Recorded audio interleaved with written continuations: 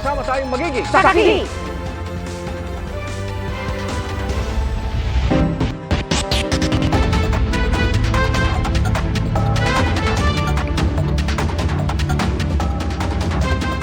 Bago sa saksi, isang residential area sa Parañaque ang kasalukuyang nasusunog ngayong gabi. Bukod sa dikit-dikit ang mga bahay, pahirapan pa ang supply ng tubig. Saksi live si Bam Alegre. Bam!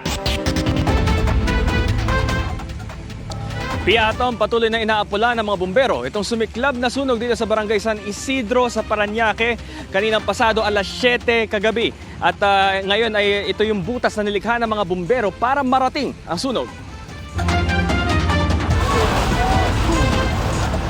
Tumuwid na ng creek ang mga bumbero para subukang apulahin ang sunog na sumiklab sa Lovewind Street, UPS 5, Barangay San Isidro, Parañaque City, pasado alas 7 ng gabi. Mahirap kasi marating ang bahaging ito na nasusunog na residential area dahil nasa tabi ng ilog. Mula himpapawid, ganito ang lawak ng patuloy na pinsala na dinudulot ng apoy. Mabilis na kumalat ang apoy dahil dikit-dikit ang mga bahay at gawa sa light materials. Pahirapan ng access sa water supply kaya nagdagdag na rin ng butas sa pader ang mga bumbero para mas maraming access sa mga water hose. Mula sa unang alarma alas 7 ng gabi, mabilis itong inakyat sa ika-4 na alarma bago mag alas 8 ng gabi. Hudyat para magresponde ang di bababa sa 16 na fire truck. Kabilang na rito ang mga fire volunteer na dito nag-base sa loob ng Manila Memorial Park. Isa sa mga nasunugan, si Kinciano Kayamay. Ito na lang ang naitabi niyang gamit dahil natupok na ng husto ang kanyang bahay. Sa sobrang lakas siguro ng hangin kaya napabilis yung apoy. Ang bilis talaga ng coin. Biro mo yung 60 RT, 7, wala na. Inaabot na kami dito. Piato, magsasagawa ng investigasyon ng Bureau of Fire Protection sa sanhi ng apoy pati sa lawak ng pinsala. Walang naitalang nasaktan o nasawi sa mga oras na ito. At live mula rito sa Parañaque para sa GMA Integrated News. Ako si Bam Alegre, ang inyong saksi.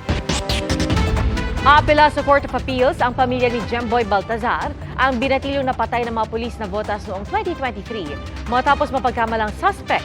Kasunod po yan hatol ng korte kung saan isa lang sa 6 na akusadong pulis ang hinatulang guilty para sa mas mababang kaso na homicide. Saksi, si Salima Refra. Di natatapos ang sakit para sa magulang na sa isang iglap nawala ng anak. Yung buhay ng anak ko, parang aso lang, kaya puso na ilang lang nila paghihirapan tapos parang wala silang ginawa. Para nasa po yung hustisya, yung katarungan para sa anak ko. Nagbalik nga raw sa kanilang alaala ang nangyari noong August 2. Kalong-kalong ng kanyang ama ang wala ng buhay na katawan ng 17 anyos noon na si Jemboy Baltazar matapos mapagkamalang suspect sa hot pursuit operation.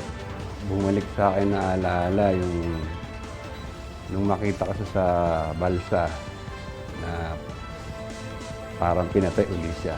Talagang masama loob sa mga pulis na yan nung makita ko yung tama niya sa mukha. Nabaril siya sa ulo, tapos nabaril pa siya sa kamay, tapos nababad po siya sa tubig ng 3 oras. Hindi sila nagkamali sa operation nila, boy pa sana yung anak ko. Puntod na lang ni Jemboy ang mabibisita ng mag-asawa. Kaya ganun na lang ang pagkadismaya nila sa hatol ng Navotas RTC Branch 286 sa mga akusadong pulis. Sa 6 na pulis na Navotas na kinasuhan ng murder, isa lang ang nahatulang guilty para sa mas magaan na kasong homicide, si Staff Sergeant Jerry Maliban. Maharap siya sa 4 hanggang 6 na taong pagkabilanggo.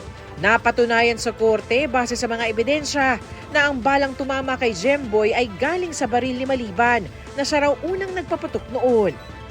Si Police Staff Sergeant Jerry Maliban po ay napatunayang nagkasala lang po sa homicide. Hindi po napatunayang pinlano niya yung paraan kung paano niya gagawin yung krimen. Yung pagputok niya ng baril, ginawa lamang niya nung nakita niyang mag-e-escape na ho yung biktimang si Gerald Jemboy Baltazar. Guilty naman para sa illegal discharge of firearms sina Police Executive Master Sergeant Roberto Balais Jr., Police Staff Sergeant Nico Esquilon, Police Corporal Edmar Jade Blanco at Patrolman Benedict Mangada na pawang sa tubig daw nagpaputok ng baril.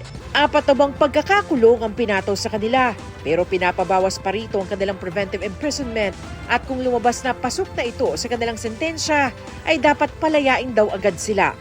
Naakwit naman si Staff Sergeant Antonio Bugayong Jr. dahil hindi raw napatunayang nagpaputok siya ng baril. Sinubukan namin kunin ang panig ng 6.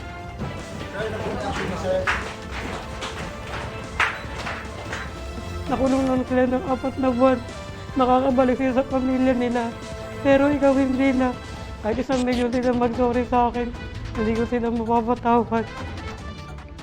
Tama ng bala sa ulo at pagkalunod ang lumabas sa sanhi ng pagkamatay ni Jemboy. Sabi sa desisyon ng korte na iwasan sanang nangyaring trahedya kay Jemboy kung naghunos dili ang mga pulis. Sa investigasyon noon ng pulisya, lumabas na maraming buta sa isinagawang operasyon. Kabilang ang tila pag-abandona ng operating unit kay Jemboy na ang mga kaanak na ang kumuha ng katawan sa ilalim ng ilog. Hindi rin daw nasunod ang protocol sa wastong pag-aresto. Ito po ay magsisilbing reminder at eye-opener sa ating mga kapulisan na kapag hindi po kayo susunod doon sa mga umiiral po ng mga police operational procedure with respect to proper approach sa mga inaaresto po natin, you will suffer the same fate as what happened dito po sa mga pulis natin. Katuwang ang Department of Justice at Office of the Solicitor General. Iaapila ng pamilya ang hatol sa Court of Appeals. Itong decision ngayon ay sa tingin ho namin hindi sapat dahil meron makakalaya na mga pulis. Marami po tayo nakita ang mga areas or arguments dun sa decision na pwede pa din natin i-argue on appeal. At kahit nananatili sa Witness Protection Program ang pamilya dahil sa takot para sa kanilang mga buhay, tuloy daw ang kanilang laban para sa hustisya. Ginawa namin lahat, boy, pero kinulang pa rin. Pero hindi man sa ngayon natin makukuha yung hustisya. Pagkamatay mo, meron pang pagkakataon na may tutulong sa atin na makuha natin yung hustisya na para sa'yo. Jemboy, lalaban at lalaban tayo. Hindi po kami susuko. Hanggat kaya namin, kahit sa huling hininga namin mag-asawa, lalaban at lalaban kami. Para sa GMA Integrated News, ako si Sanima Rafran, ang inyong saksi. Ito ang patay sa magkakahiwalay na sunog sa Capiz, Negros Occidental at Cebu. Nagkasunog din sa Quezon City at Maynila. Saksi si Rafi Tima. Pinagtatapon ng pamilyang ito ang mga gamit nila mula sa bahay matapos lumapit sa kanilang apoy na sumiklab sa sunog sa Purucuan Luzon Avenue sa Pulyat, Quezon City. 6 na beses na silang nasunugan mula noong 1990s at natupok ang kanilang bahay noong 2011. Pero hindi inabot ang bahay nila ngayon. Thank you kay Lord na hindi kami pinabayaan, at least walang napinsala sa bahay namin. Makapal na ang usok bago mag alas 5 ng hapon. Pero pinabagal ng matinding traffic sa kahabaan ng Commonwealth Avenue ang pagresponde ng mga bumbero. Pasado alas 3:30 raw sumiklab ang sunog sa isang 2-story building. Meron po tayong injury, 2, pero minor injury lang po ito, nasugatan po. Ang ating first alarm ay 15:45 at ang ating second alarm ay 16:10 hundreds. Pako po yung pako. Yung mga importanteng gamit lang po. Tulad ng mga birth certificate lang ng bata, yun lang. Wala na, mga gamit bahay, andun, lahat, sunog. More or less 20 houses, pero sabi ng mga taga dyan, more than almost half. 120 houses. Pasado alas 11 kaninang umaga naman, rumisponde ang mga bumbero sa barangay Tatalon. Walang nasugatan at fire out na bago mag-alauna ng hapon. Kapag may sunog, agad po tumawag sa 911 o sa QC 122 upang mabilis na makaresponde ang ating mga kabumberuhan po. 10 bahay ang nasunog sa Balotondo, Maynila kaninang umaga. Wala namang nasaktan. Sa barangay Tinago, Cebu City, nasawi ang 2 minor de edad na edad 14 at 12 at kanilang mga magulang sa apoy na sumiklab bago mag alas 2 ng madaling araw kanina. 8 iba pa ang nasugatan. 13 bahay ang natupok. Ilang gitanaw ang posibilidad sa kuryente na hinungdan. So, apan ila ko gining kalauman pag maayo. Hindi rin nakaligtas ang 2 senior citizens sa Rojas City, Capiz nang masunog ang kanilang bahay. Natrap din sa nasusunog nilang bahay ang isang lalaking nasawi sa San Carlos City, Negros Occidental. Kabilang naman ang isang simbahan sa natupok sa Davao City kahapon.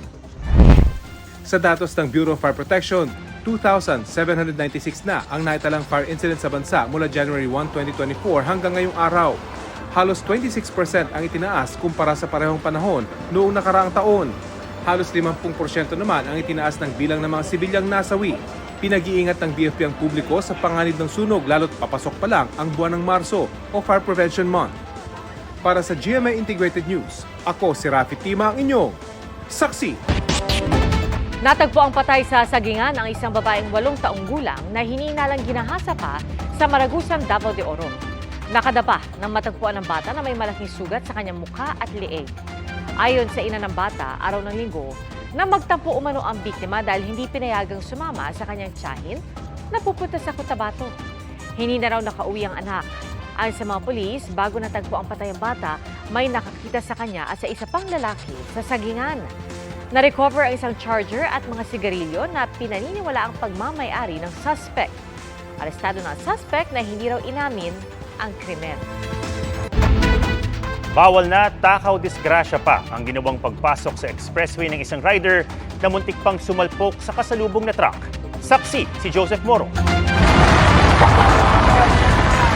Sa unang tingin, mapayapa ang biyahe ng motorsiklong yan sa R10 ramp ng NLEX sa gawing port area sa Maynila, papuntang NLEX Harbor Link. Dire-diretso nung una ang rider pero kalagitnaan ng biyahe bigla siyang napapreno dahil sa nakasalubong na hindi lamang isa kundi 2 dambuhalang truck. Nakagilid naman ng rider at doon naging malinaw, nasa mali pala siyang lane. Ayon sa pamunuan ng NLEX, hindi na nila natunto ng rider na maaaring nalito sa pagpasok sa lane. Parang nagkamali siya, sir. Siguro nakita niya, parang iba na yun, NLEX. Bumalik din po siya pababa. May mga signage po tayo dyan. Ngayon po, iba pong rider, hindi po nila naibabasa, ini-ignore nila. Dire-diretso po sila, naliligaw po. Ayon sa NLEX, posible raw na nag-U-turn yung motorsiklo na mapagtanto niya na bawal na siya dito sa expressway. Magdaragdag ng mga karatula ang NLEX para iwas aksidente. Pinag-usapan po namin with our asset management. We need to review po yung signages ulit because baka lang po hindi masyadong visible dun sa mga motorcycle. Paalaala ng NLEX, maaaring matiketan ng reckless driving na may multang 2,000 piso ang mga sinasadyang mag-counterflow sa expressway. Para sa GMA Integrated News, Joseph Morong ang inyong saksi. Aabot sa 600,000 pisong halaga ng hininalang shabu ang nasabat sa buy-bust operation sa Cotabato City. Ang nasabat na droga itinago sa tinapay. Pasado alas 11 kanina umaga ng isagawang operasyon sa isang coffee shop. Arestado ang babaeng target ng operasyon at ang kasama niyang lalaki. Ayon sa babaeng suspect, napag-utusan lang siyang isagawa ang transaksyon. Ang lalaki naman sumasideline lang daw sa pamamasada. Nahaharap na sila sa kaukulang kaso. Mga kapuso, sama-sama tayong maging saksi. Mag-subscribe sa GMA Integrated News sa YouTube at para sa mga kapuso abroad, samahan niyo kami sa GMA Pinoy TV at sa www.gmanews.tv.